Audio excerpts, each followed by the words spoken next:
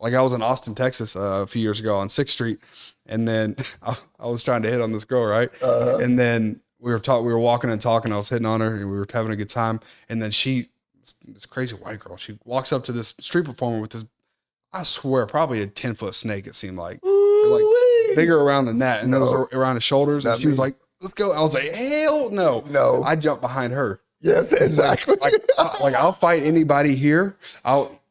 I'm not fighting a snake. I got you now. 10-foot snake. I know how to get to you. Yeah, you know how to get to me. Welcome to New York. Welcome to New York. Welcome to New York.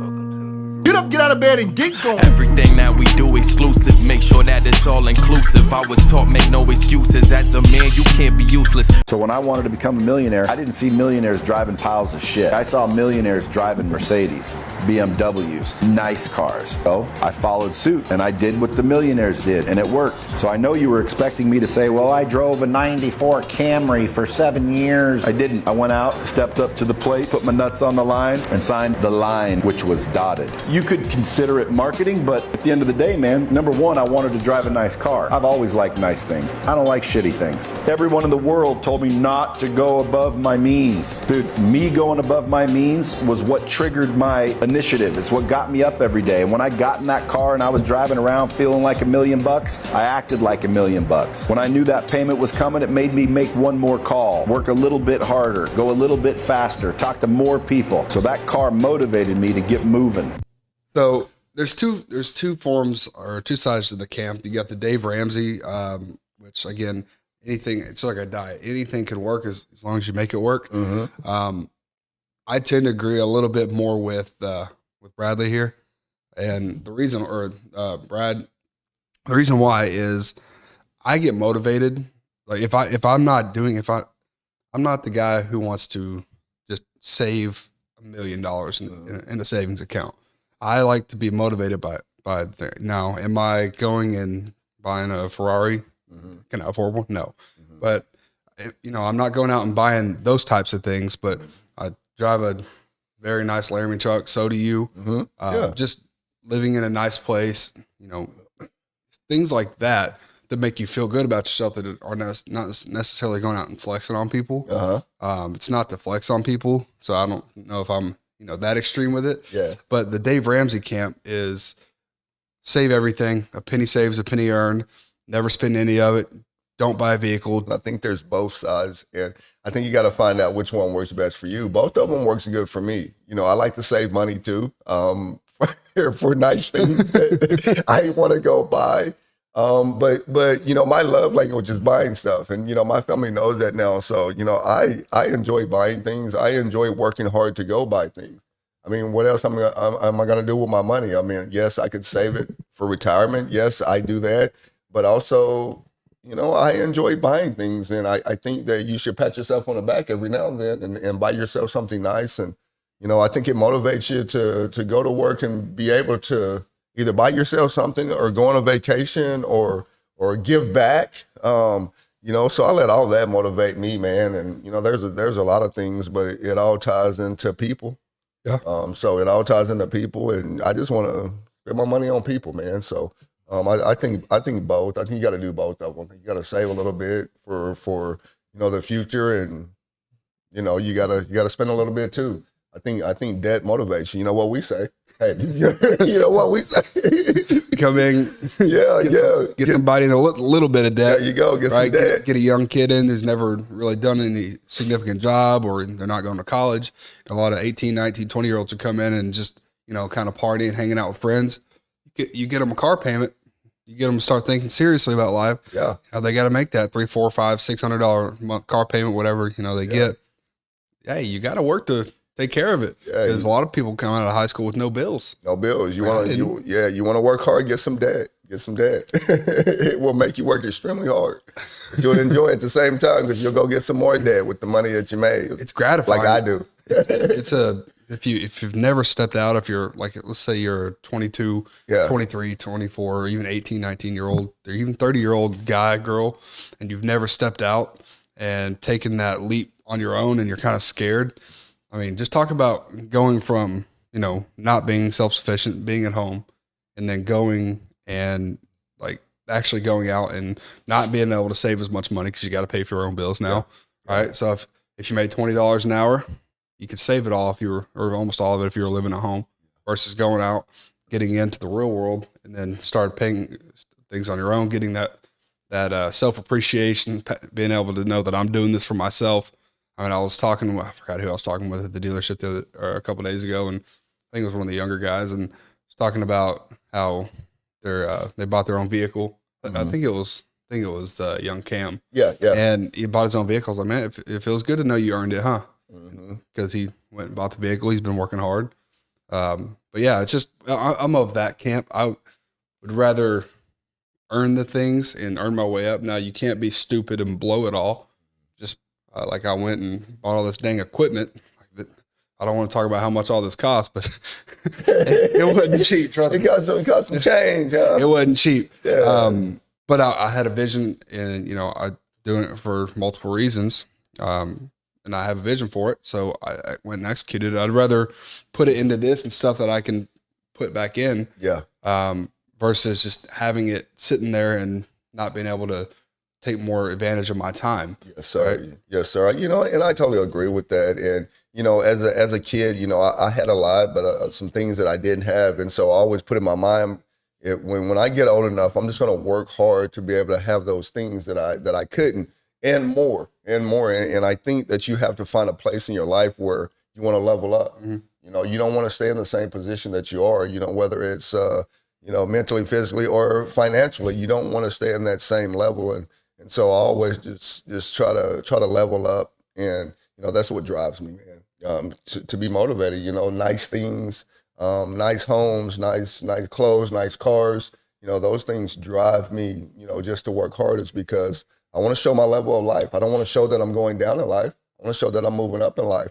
And to move up in life, it costs a little bread. It costs a little money to move up in life. So I'm motivated by both ways. So, when you say that, there's different ways people can interpret it. Because I know you. Yeah. I know that you mean about 20% of it is you want to show other people that you're moving up in life, and 80% of it is you're showing to yourself that you're moving up in life. Absolutely. So a lot of people, like we talked about earlier, just think that people who are in sales or people who make money want to flex and want to go show things off, and think that that's what we're talking about here. Yeah. Again, I don't know this Brad guy, so that could be what he's talking about. But for me personally, and for you, 'cause I know we're very similar. That's more of what you're referring to. That's all I'm referring to. All I'm referring to is that I'm a guy of just like you. I'm an everyday person that didn't have a lot, that didn't come from a lot, and I just want to share with you that anybody can move up in life, including me, just by your hard work. You can level up in life just by your hard work. And so by me going out and doing what I do, I'm just sharing that with you. But 80% it is about me and about me moving up. But that 20% can help you and show you how I did it. And it's just about putting your head down and working hard. Boom. With that, we'll go to the next one. How do we eliminate that outside noise? By not caring about other people's opinions once and for all. High school is over. Stop playing in it. It's over. You left. What? Who? What? Just living for other people's judgment. Everybody else sucks shit too. A lot of F-bombs, but that's yeah. Gary V for you. So here, talking about not caring about other people's opinions. So I think a lot of people have this problem. Yeah. And everyone has this problem because we're human. But a big thing to me, and the reason I've gotten where I've gotten, I'm sure where you've gotten, is you care about people's opinion to an extent, but you don't let it stop your progress. So you care. What was that? It was a weird sound, wasn't it? Yeah. That's part of it. No. You care about people's opinion because it's more like a gauge to know where you are and to know what standards you're at and know where you need to go. Yes, sir. But you're not going to let it stop your progress. A lot of people will have the paralysis by analysis, and they'll sit there and they'll say, "Oh, she's not responding to my text, or she's not responding to my Snapchat, or I haven't heard back on this job interview, or I haven't heard if I'm going to get this promotion, or yada yada yada, blah blah blah blah." Right? Mm-hmm. And people let it stop their actual their leverage in life and their goals, and they just sit there in fear and sadness, and when they could be looking at the positives. Yes. I used to be one of those people. I did. I used to be one of those people. And I used to be one of those people where nobody's opinion mattered to me. You know, I F their opinion, F what they're saying, F everything. It's about me. And my life wasn't going right. It was not going right. And, you know, a young lady told me, you need to worry about what people think. You need to worry about it. You need to care about what people think because it can help you, Bo. And I caught that word help. I caught that word help out of all those things she said and help. And so I started looking at other people's opinion, and they do help you because they'll tell you exactly what you need to do to be the person you need to be.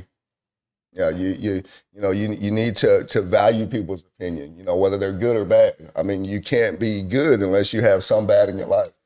I really think that you can't be, you know, you can't succeed unless you fail. And, you know, you're going to fail multiple times at yourself. I did.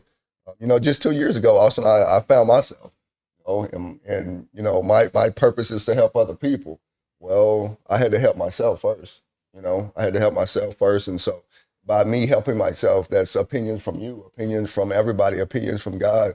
And you got to put all those opinions together and you got to look yourself in the mirror and see which one of those opinions and how many of those opinions, you know, are reflecting toward your life. So, you know, so I think you do have to listen to people's opinion just to an extent, like you said, you know, but not let it drown you in their opinion and not let their opinions take you away from your goals and how you want to be successful in life. I think I'll cap it off. I heard this quote once from someone in Nebraska, one of my old bosses. You can't take unqualified advice from unqualified people because it'll never get you anywhere. Like if I have a specific, if I have a relationship issue, I have a girlfriend or a wife, and I come to somebody who's been happily married married for 45 years, and I have an issue, and I you know, they give me you and Alicia been married, what, 24 years. 24 years. Yes, so if I come to you guys or even you just offer your opinion on something, you see that I'm struggling with something, or I say, oh man, you know, we're going through this, and then you give me, you know, an option to figure something out or something, or give me a story that you guys went through, you know, that, you know, and how you got through it. You guys been married 24 years, and I know you guys have a good relationship because I see you guys are real.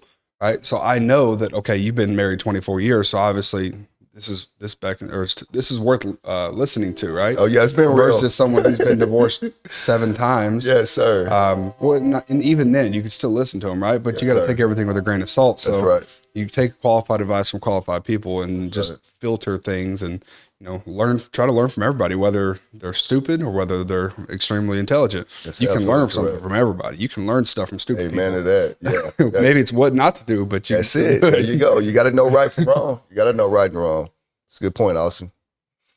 One time my buddy, he got his car stolen. All he told me was the dude's first name and a disconnected phone number. That's all he told me. I said, well, where'd he go? He went somewhere in Seattle. That's all he had. I said, what if I find his ass for you? Man, if you find him, give my car back, dude, I'll give you like $500. I said, okay. I fucking took it. First name, Jerry. Last name, don't know. Phone number, disconnected. I walked into the phone company. Hey, I need to pay my phone bill. It was disconnected. They said, what's your name? I said, Jerry. And I gave him my phone number. They said, yo, $600. I said, $600? Let me see. Turned it. Address. Got the address. Went over the address. Guess what? Jerry moved out. Who lived there? Roommate. Where's Jerry? He moved to his dad's house in Seattle. What's his dad's name? Bang, bang, bang, bang, bang. Me and this drove up there. Boom! There's your car. I found the car for the guy. He's still got another spare key. Went in, boing, backed it out. Drove it all the way back to Eugene, Oregon, dude. I sleuthed that fucker out not knowing shit. It was crazy. Well, it sounded like two brothers working together. Yeah. That's what it sounded like. The reason I wanted to show this, it's not because, you know, it's a funny story about how he got his car back for his buddy and he, you know, he's showing off how good of a detective he is, right? Is a lot of people will have just one or two pieces of information and think it's not enough, or one or two things going for them and think it's not enough to make something happen. Yeah.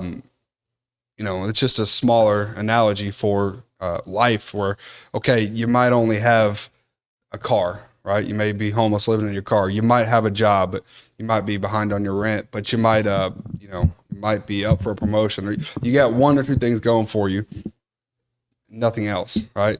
You you're working on some other things. You're trying to start a career in acting. You're trying to start a career in entertainment. Trying to start a career in music. You're trying to start something. It's not working for you, right? Yes, But correct.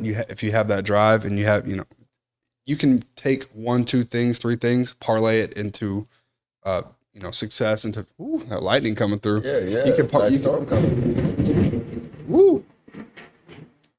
Calm before the storm, man. Calm before the storm, the thunder rolls. But yeah, you can parlay 2 or 3 things into success. I mean, you just look at all the success stories, and celebrities, and talk about how they were living on a couch and all they had was their drive and their work ethic and their belief in themselves. So that's 2 things: work ethic and belief, right? That's exactly right. And that's what I was taking out of it.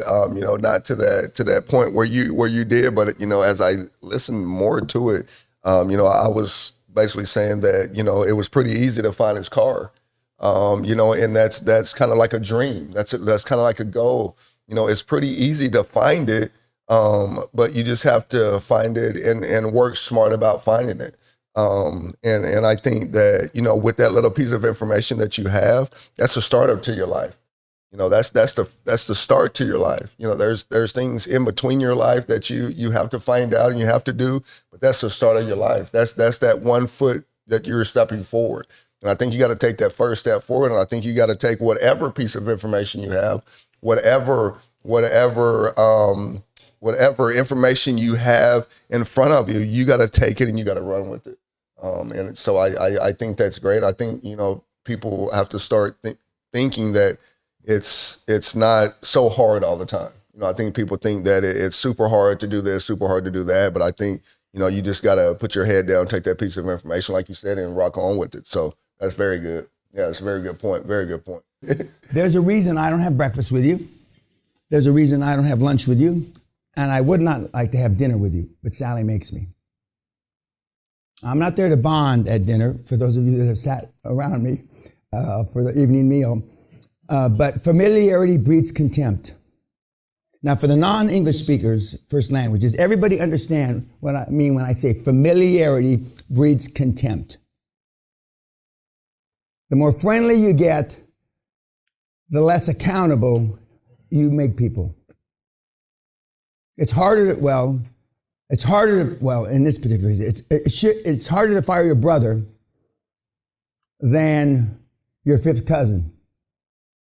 It's harder to fire your mom as opposed to somebody that you went through the interviewing process and you hired.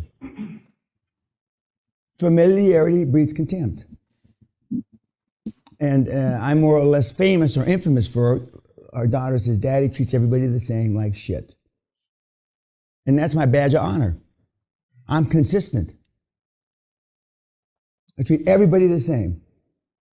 And I already told you at my 70th birthday a few years ago, my kid brother, my wife, our kids all got asked the same question 20 times, is your father really like this? Because the guys that I poke fun at, the other gurus, that's not their real personality. Not even remotely close. What he's referring to is not that you can't motivate like your brother, your sister, your husband, your wife, your mom, your dad, your best friend. But the closer you are, the less, like, you get someone coming in that is one of your salesmen, right? You just say a new hire, you're coming in, you're training them. You're their boss. They look at you, they've never been in a sales job before. They're motivated. They want to do good. You're their sales trainer. You have, I don't want to say full control because it's not full control, but you have the ability to guide this person, and you have the ability to say, hey, show up late, you're on bells. Hey, you don't do what you're supposed to. You don't, put in the work, make your calls, don't speak to customers. You don't put yourself in front of people. You don't try to grow. This is where you're going to be. Right. Versus if you talk to a buddy, they might be like, man, get out of here with that. Right. Yeah. And, I'm laughing and I'm smiling right now because this whole video was me at one point in time, man. And so I'm going to let you cap off with this one also. I'm going to say one thing. If you are a manager of a company of whatsoever, whatever type of manager you may be, my wife's a manager at Walmart and she's dealing with it too. If you are a manager of a company, don't make friends. If you're a manager of a company, don't make friends.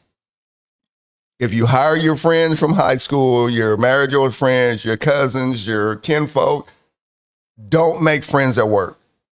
I'll leave it at that. Yeah, I mean, I wanted to bring on my best friend to the dealership to come work with us, and you know, it's one of those things, and I have been told this before through a different company. You bring your friends to work. Don't get upset when it doesn't work out, because first of all, majority of the people don't work out in sales anyways. Yes, sir. Especially in a niche business, right? Yes, sir. Right. So the more funneled down that it gets, you think that the one person, just because you like them, is gonna make it, and just because you have, and just because y'all are friends.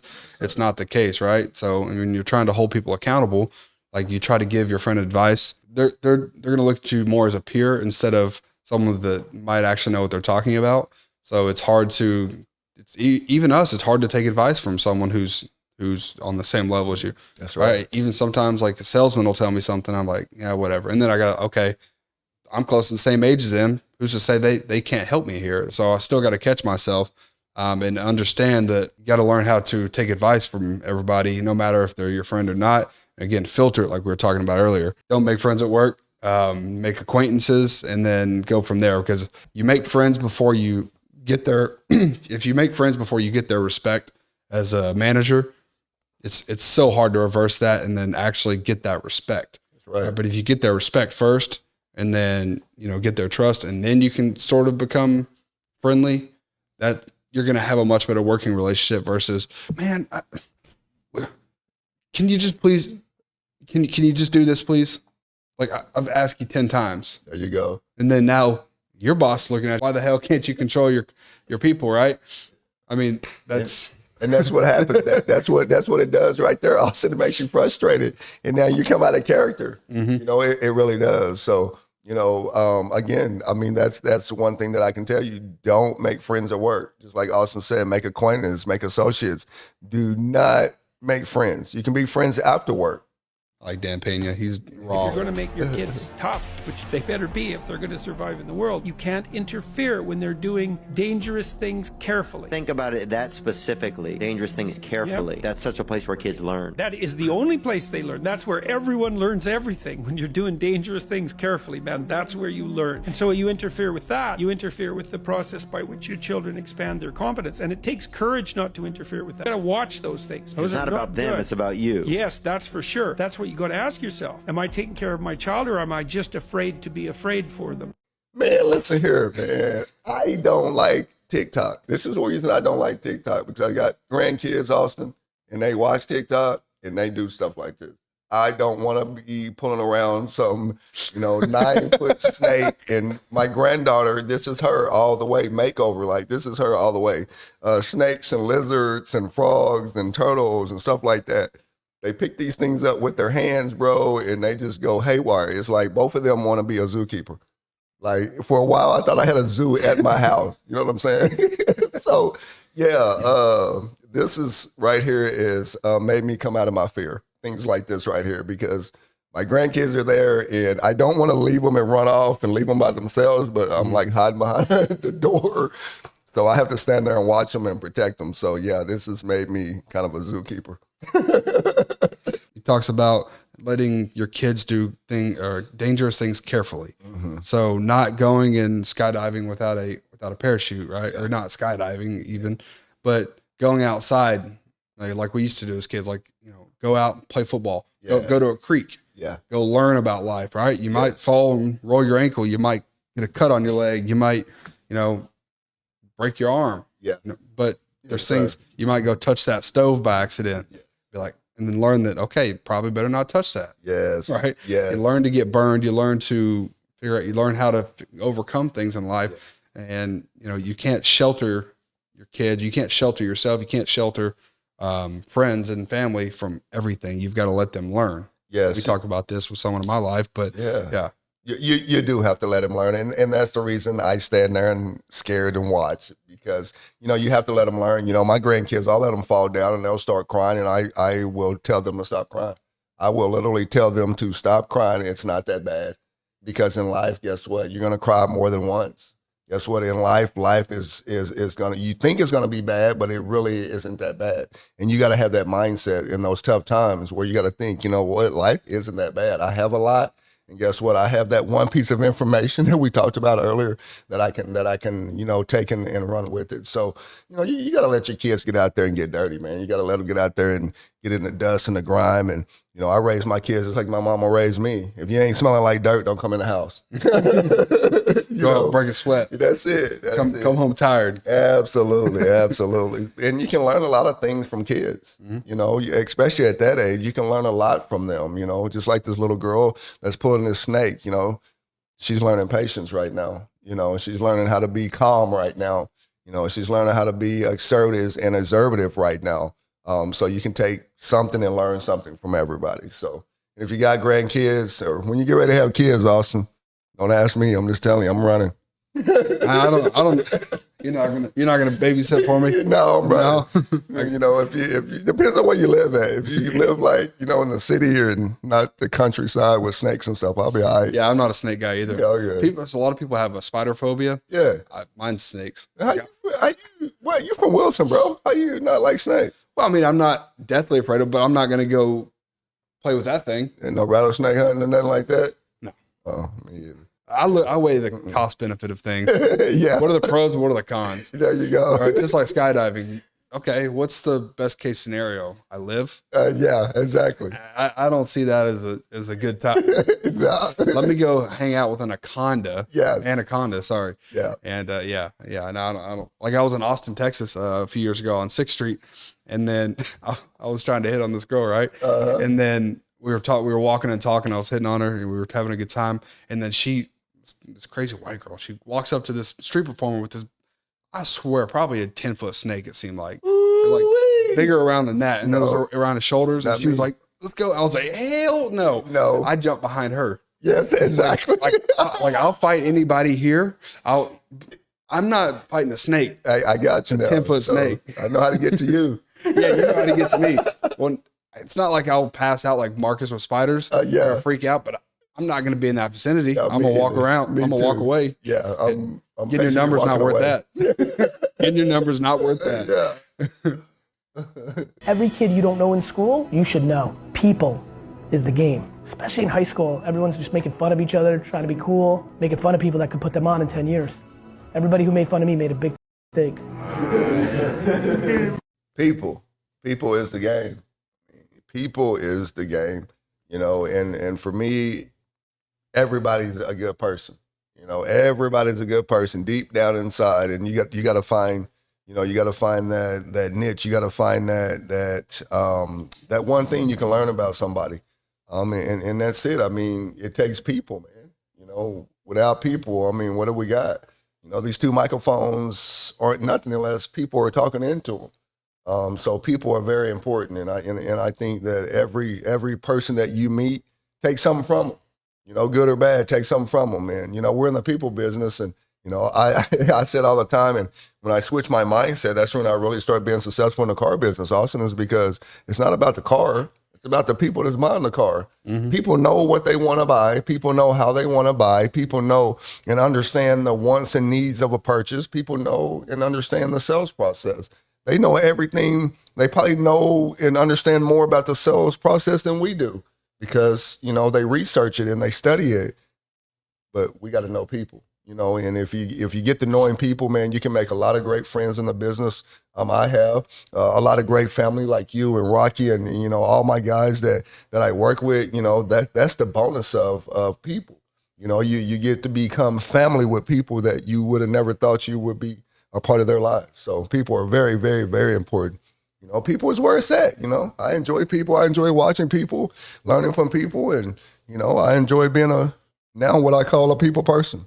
One thing that I absolutely love about sales is the fact that, again, you get to meet so many different types of people.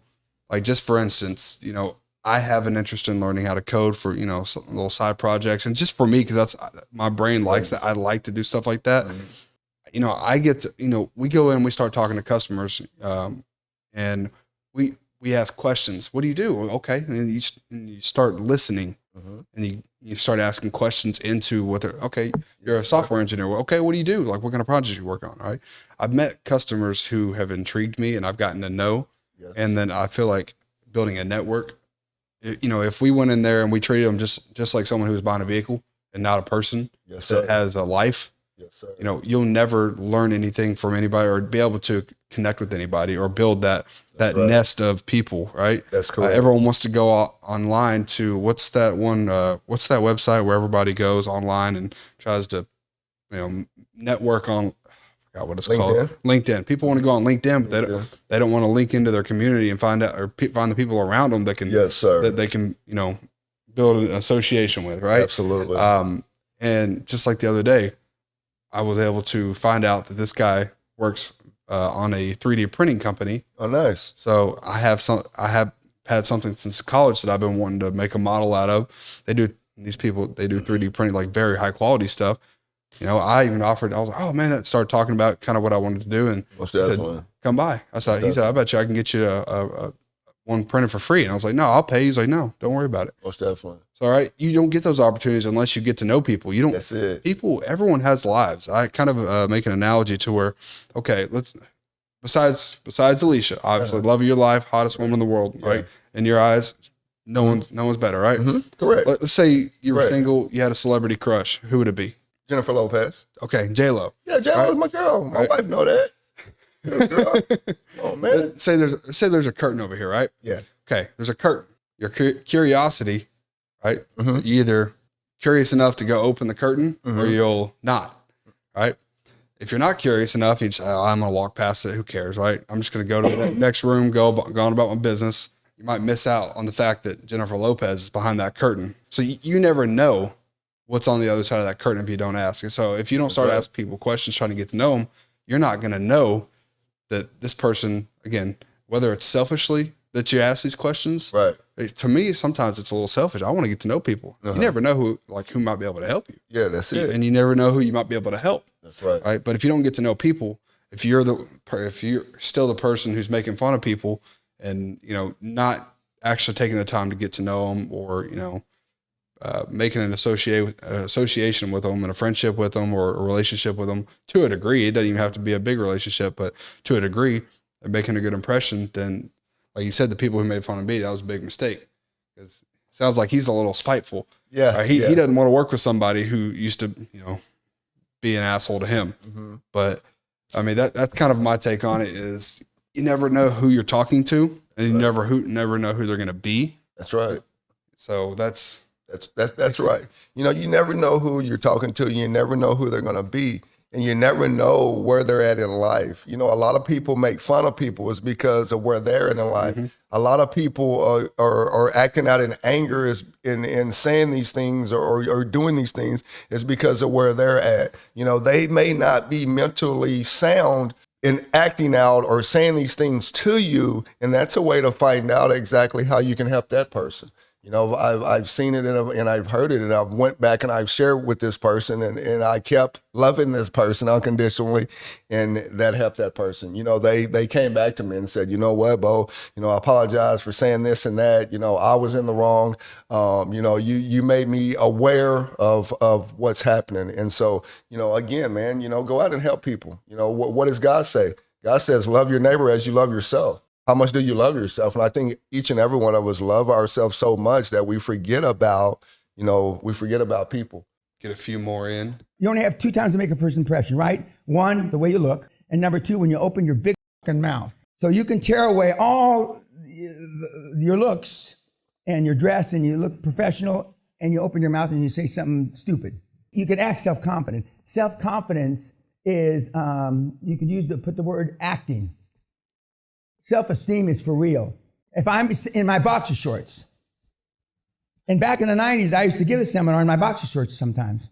I bet you did. But within 4 or 5 minutes of me pitching in my boxer shorts, my Madras boxer shorts with a t-shirt that says "you," they forgot the boxer shorts I was selling. And so I overcame what I looked like because my smooth baby shit coming out of my mouth. But self-esteem is what you really feel about yourself. Smooth baby shit. Self-confidence is what you show others.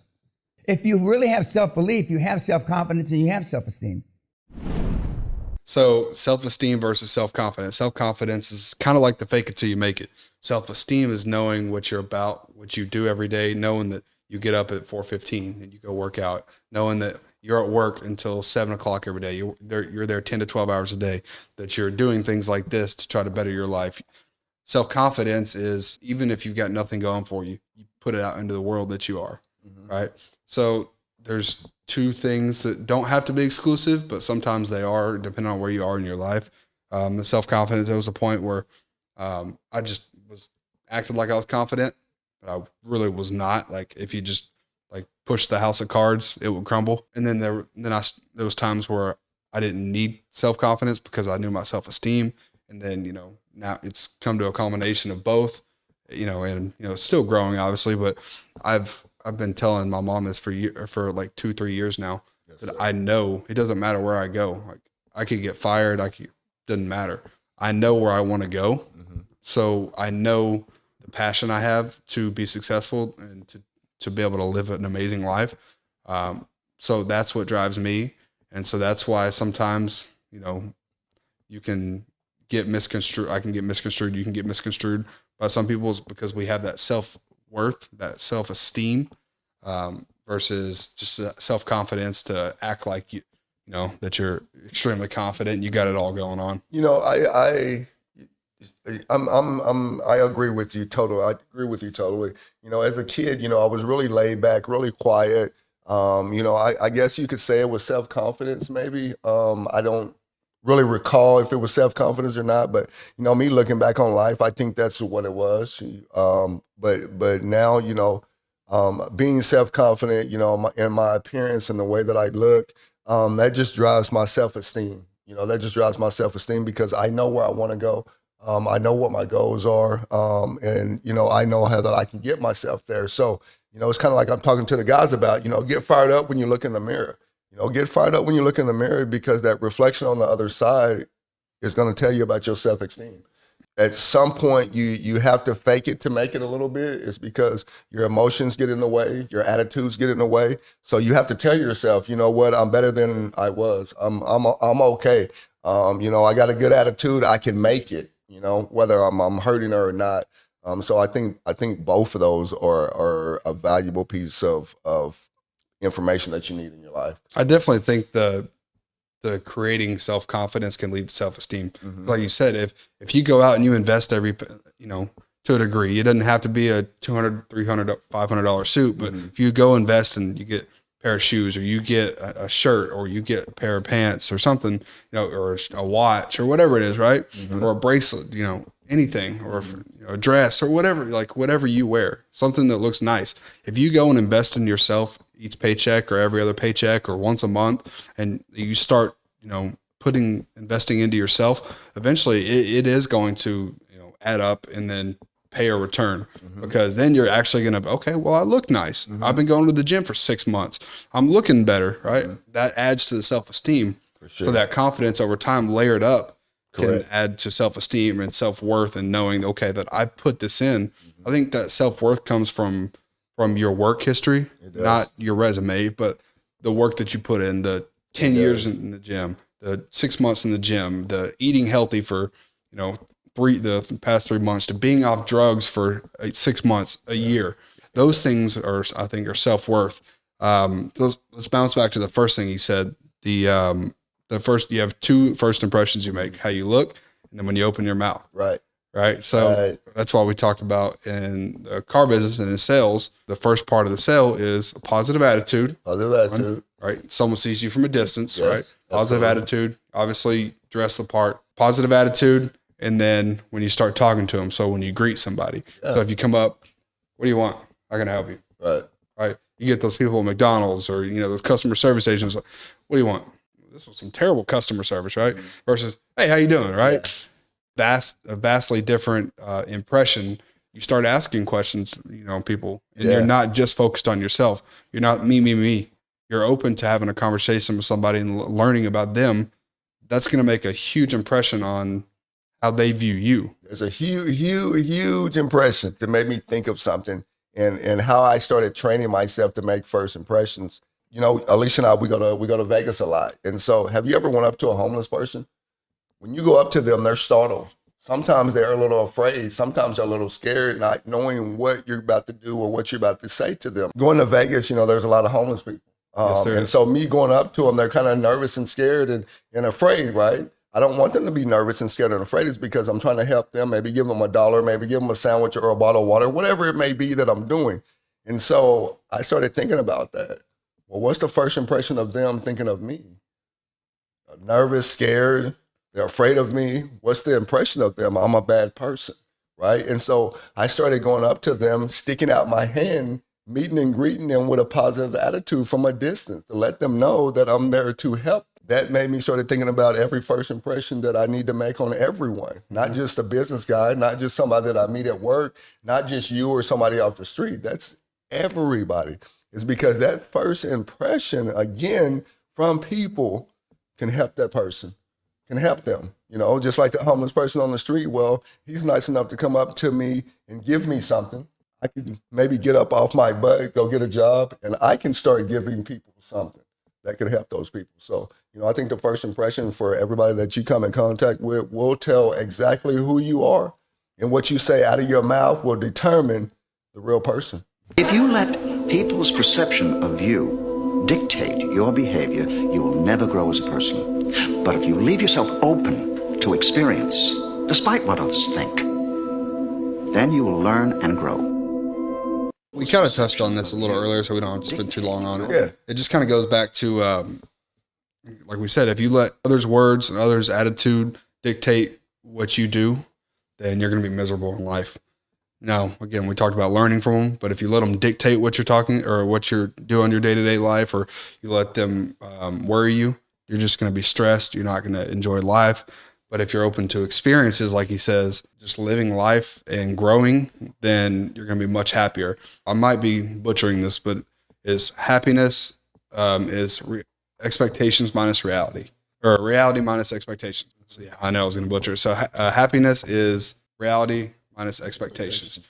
I have expectations for myself, high expectations for myself, and trying to achieve those goals minus other expectation of others. I don't expect much from others. I mean, okay, I know my mom's going to love me. I know my parents are going to love me. I know I'm going to get those little things like that, right? That's not little thing, but for the sake of this conversation, right?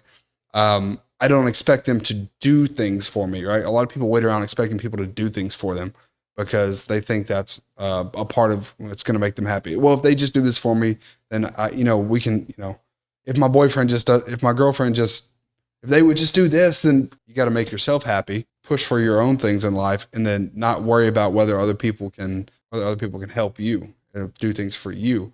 Because when you're self-sufficient, then you don't have to rely on other people. That's absolutely 100% true, Austin. I totally agree with you. We can end on your words. What T? I mean, you did. I mean, Mike, yeah, drop the mic. Welcome to New York.